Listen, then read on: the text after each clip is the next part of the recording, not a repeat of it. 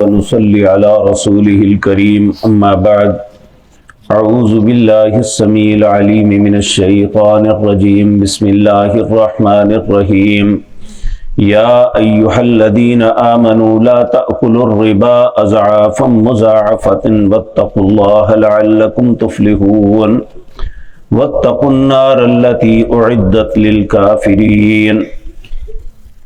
حضرات محترم، گزشتہ آیات میں جنگ احد اور جنگ بدر کے واقعات کو پیش کرنے کے درمیان اللہ سود کی آیات کو لا رہے ہیں۔ اس کا مقصد ائمہ مفسرین صحابہ کرام رضوان اللہ علیہم اجمعین یہ بتاتے ہیں کہ احد کی جنگ میں منافقین اور یہود کی وجہ سے مسلمانوں کو بہت زیادہ نقصان اٹھانا پڑا، تو ان کے ساتھ کاروباری تعلق بھی توڑنے کے لیے، کیونکہ جو یہود تھے ان کے کاروبار کی بنیاد ہی سود پر ہوتی ہے، تو ان سے کاروباری تعلق بھی توڑنے کے لیے پہلے تو کہا ان سے دوستی نہیں کرنی، اب ان سے کاروباری تعلق بھی توڑنے کے لیے کہا یا ایھا الذین آمنوا، اے لوگو جو ایمان لائے ہو، لا تأکلوا الربا، سود کو نہ کھاؤ، اضعافا مضاعفا، دگنے سے دگنا کرنے کے چکر میں۔ اس سے مراد بعض لوگ سود مرکب کو حرام کرتے ہیں اور سود مفرد کو حلال، جس طرح کہ آج بھی کہتے ہیں اگر کوئی بندہ طے کر لے کہ میں ادھار میں اس ریٹ پہ دوں گا تو وہ پہلا جائز ہے، اگر وہ مدت کے بعد بڑھا دے تو پھر حرام ہے۔ یہ دونوں باتیں ہی غلط ہیں۔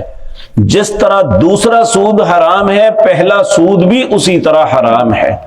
تو آج بھی جو لیزنگ کے نام پہ جو کچھ یہ دھندا ہو رہا ہے، یا ادھار اور نقد کے نام پہ جو دھندا مسلمان بھی کر رہے ہیں، یہ سب کا سب حرام کے زمرے میں آتا ہے، اس کے جواز کا کوئی صورت نہیں ہے۔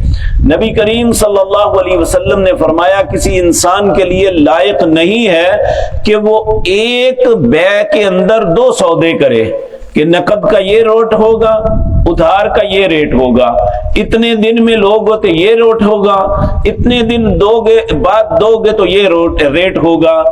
یہ سارے کا سارا دگنا کرنے کے چکر میں اللہ کہتے ہیں یہ نہ کھانا۔ واتقوا اللہ، اللہ سے ڈرنا، لعلکم تفلحون، تاکہ تم فلاح پا جاؤ۔ اور ہماری کامیابی کا دار و مدار سود سے بچنے میں ہے، سود میں انوالو ہونے میں نہیں ہے۔ پھر اسی طرح ایک بہانہ لگایا جاتا ہے جی نقد میں کیا نفع ملنا ہے، ادھار کے اندر ہی بندہ جو ہے اچھا نفع کما سکتا ہے، تو وہاں پیسے بھی تو مرتے ہیں۔ حالانکہ جو لوگ نقد کاروبار کرتے ہیں اللہ ان کے کاموں میں بہت برکت عطا فرماتے ہیں۔